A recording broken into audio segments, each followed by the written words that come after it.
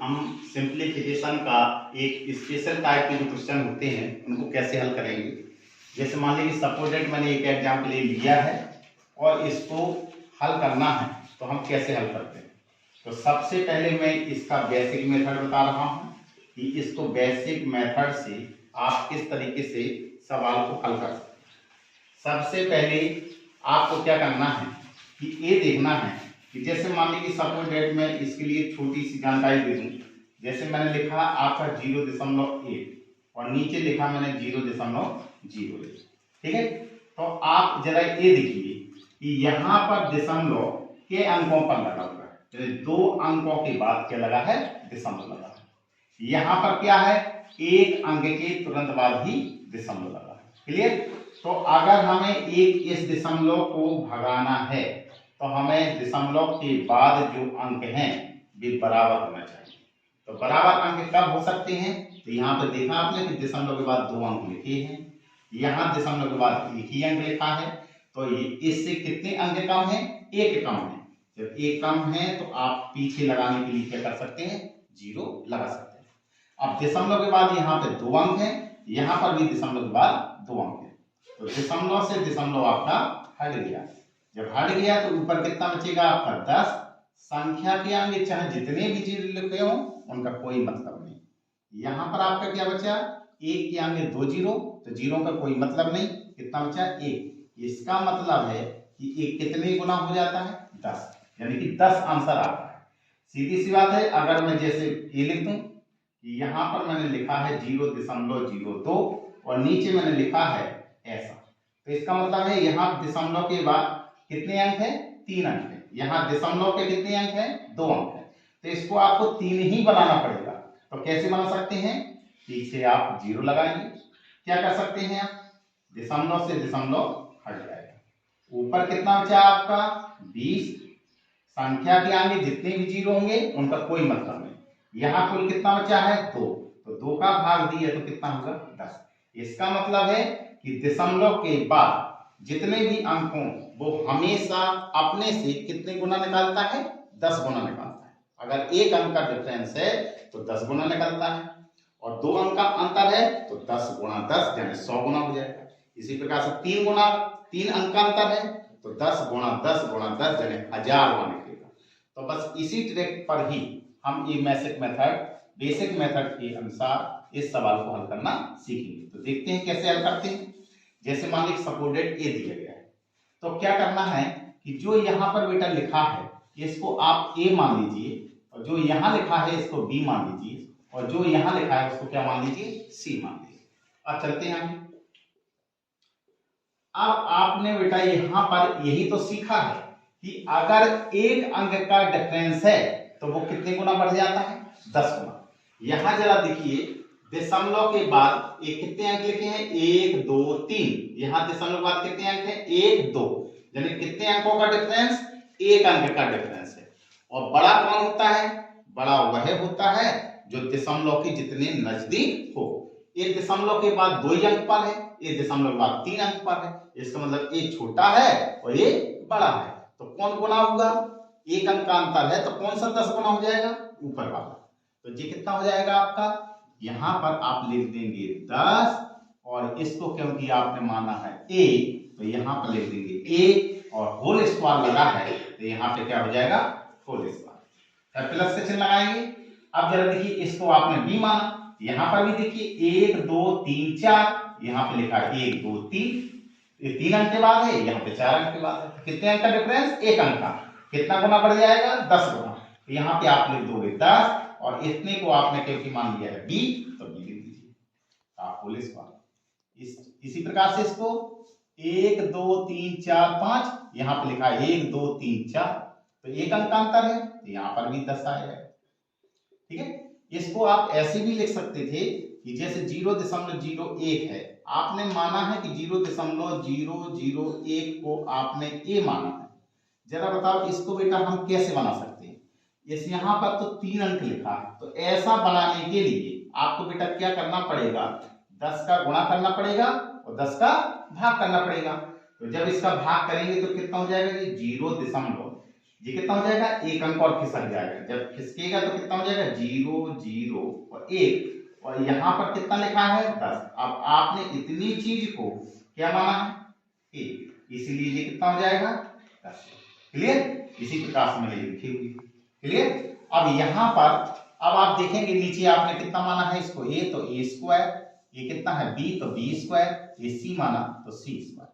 अब जरा देखेंगे यहाँ पे 10 का स्क्वायर है, तो स्क्वायर का मतलब क्या 10 का भी स्क्वायर होगा और a का भी स्क्वायर होगा, तो 10 का स्क्वायर निकलेगा तो कितना निकलेगा 100, और ये हो जाएगा a स्क्वायर। इसी प्रकार से यहाँ 100 b स्क्वायर, इसी प्रकार से ये 100 c स्क्वायर। नीचे आपका कितना होगा a square plus b square plus में c स्क्वायर। ऊपर जरा देखेंगे 100 100 100 100 पूरे में कॉमन है, कॉमन बाहर निकालेंगे तो ये अंडर रूट का निशान लगा है, अंडर रूट का मतलब होता है वर्गमूल निकालना, तो ये होगा अंडर रूट और 100 कॉमन ले लीजिए, तो अंदर कितना बचेगा आपका a स्क्वायर बचेगा प्लस b स्क्वायर बचेगा प्लस c स्क्वायर।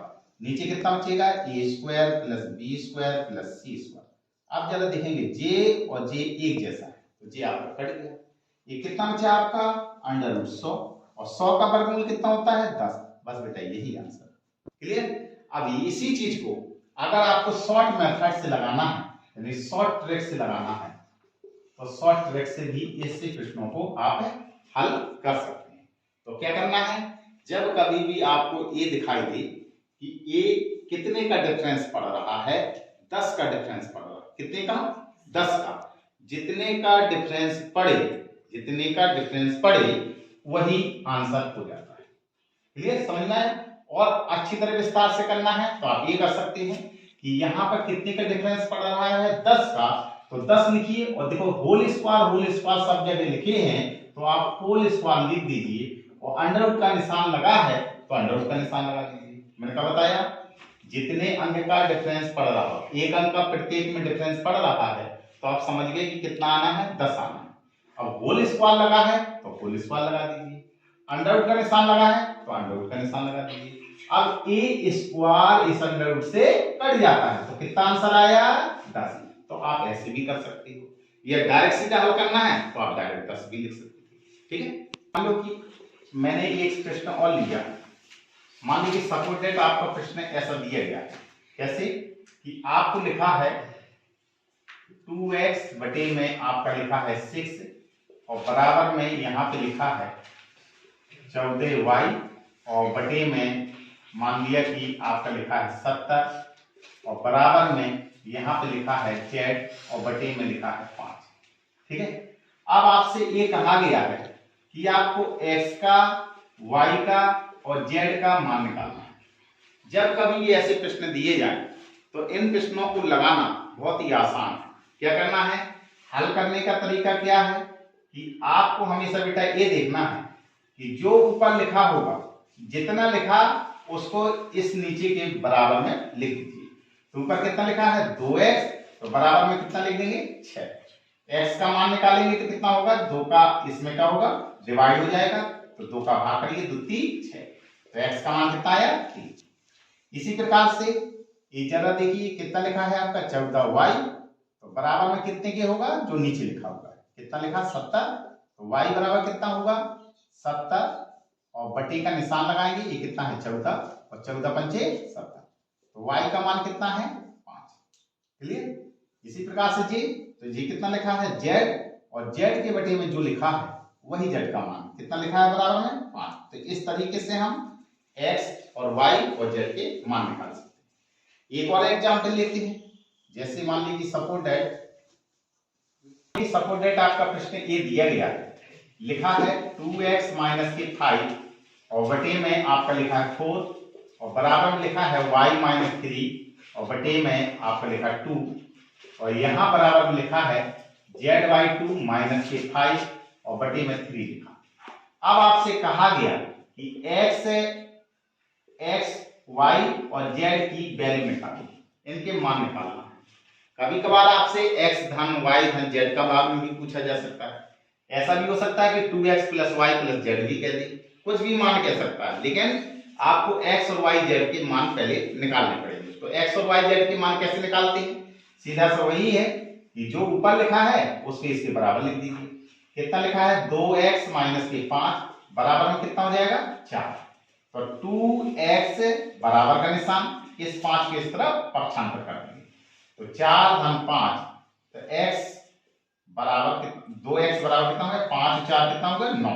तो x बराबर कितना हो गया 9। ये गुणा में है ये नीचे जाएगा तो ये बटे में हो गया। ये आपका x का मान निकला है। इसी प्रकार से इसको लीजिए आप तो y माइनस 3 और बराबर में कितना लिख देंगे 2। तो y का मान निकालेंगे तो 3 को इस तरफ पक्षांतर कर दो 2 और धन में कितना हो गया आपका 3। तो ये कितना हो गया 2 और 3 कितना हो गया 5। ये y का मान निकला है। अब z देख लीजिए z कितना लिखा हुआ है आपका z बटे 2 माइनस का 5 और बराबर में कितना लिखा है 3। तो ये कितना होगा आपका z बटे 2 5 को इस तरफ पक्षांतर कर दीजिए तो 3 धन में 5 तो z बटा 2 तो 3 और 5 कितना होगा 8। z का मान निकालना है तो कैंची गुणा कराएंगे तो z बराबर कितना हो गया 8 दूनी 16।